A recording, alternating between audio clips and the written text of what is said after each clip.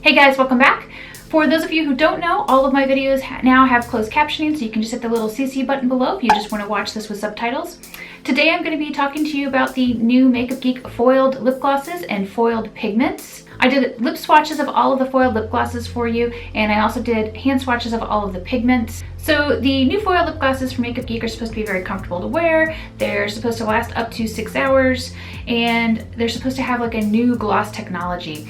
Now, I need to be honest with you, I personally hate gloss. I don't like wearing it. I don't like how it feels on me. I don't like how it transfers because it always gets on my front teeth. Always, doesn't matter what I do. So I am not a gloss person, but despite that, I went ahead and swatched all of these for you so you could check them out.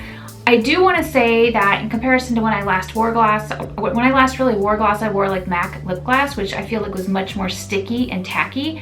This feels like it hugs my lips, but it is not sticky. It doesn't feel tacky. My lips don't want to stick together. So I feel like the formula is very nice if you like gloss. I think that if you're somebody who loves gloss, you're going to really, really like this formula. So I'm going to go ahead and run through the swatches of the glosses first. We have VIP, which is a light peachy pink.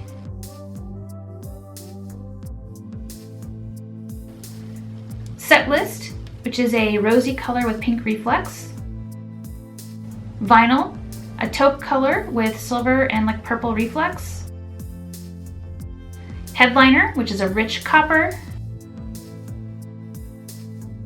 Mixtape, rosy plum.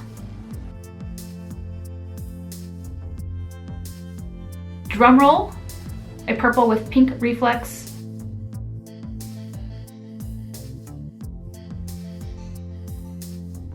Backstage, deep purple with royal blue reflex. Groupie, like a bright fuchsia with purple reflex.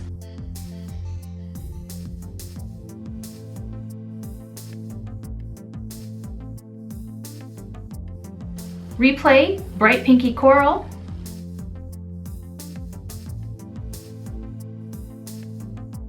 And Acoustic, oxblood red.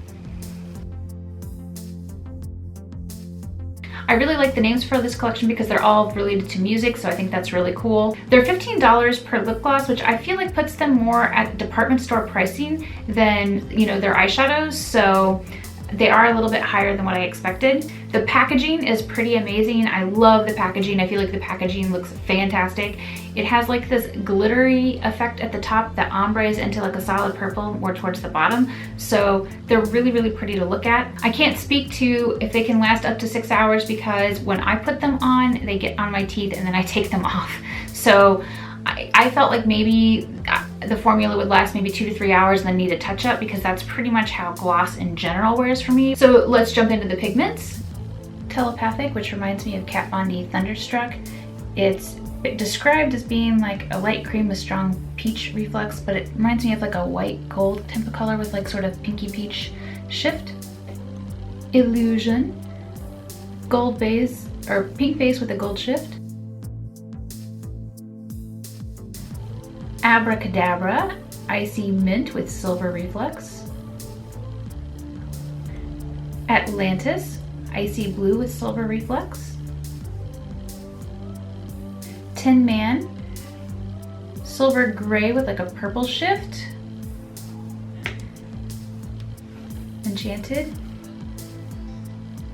plummy purple with a pink shift, and I feel like there's like an orange undertone. Hocus Pocus, kind of like a warm nude pink with like orange undertones. Firefly, bright golden peach. Looks like a gold with like a fiery orange shift. Voodoo, vibrant apple green. No, this is like a bright, badass green. Gargoyle, and it's a cool brown with slight gray undertones. It's supposed to be a taupe, but it looks too brown on me. Supernatural, warm, rich brown. It's like a brown with kind of like almost orange undertones. Intermission, sort of a complex brown. It's a medium rusty brown with yellow undertones. So you almost see like some gold going on in there. So the foiled pigments are supposed to be a mix of pigment and pearl that come together to create a versatile loose eyeshadow. I don't really see how these are much different than the other pigments that they have. I really love their duochrome pigments, so I feel like these are just kind of like that. I don't see that they look any different.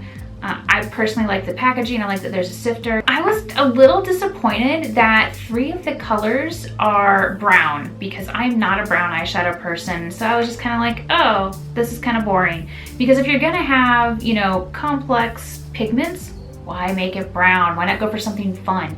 So I was a little disappointed about that. But aside from that, I feel like they have nice pigmentation. I feel like the colors are, other than the browns, are pretty. They're colors I would use. I love the names for the pigments. I think that they're really cute. I especially like that they have Hocus Pocus and Supernatural because I'm a huge Supernatural fan. So in my opinion, if you are somebody who loves gloss, you're gonna love these glosses. If you're somebody like me who doesn't like to wear gloss, skip the glosses, don't go for the glosses, they'll drive you crazy. If you like complex colors, I think that you'll like most of the pigments. I'm especially happy with the fact that there are several light shades that I feel work really well as lid colors or inner lid colors, and they'll really help to open up the eyes. I also think that they'll work really well with the mattes that Makeup Geek currently has, which in my opinion makes them ideal for hooded eyes because I like popping colors like this onto my lid and then using mattes in the crease. I think that's what looks flattering. If you are a fan of loose pigments, I think that you'll like these. If you like complex colors, I think you'll like most of these. If you don't like working with loose pigments, skip this because you're just not gonna like it. Even though I personally feel like this jar design is not very messy, I think that if you're somebody who really hates pigments, even with a sifter, you're just gonna be annoyed. And now time for a little bit of story time. So this past week, I had the roof replaced on my house and it went on all week.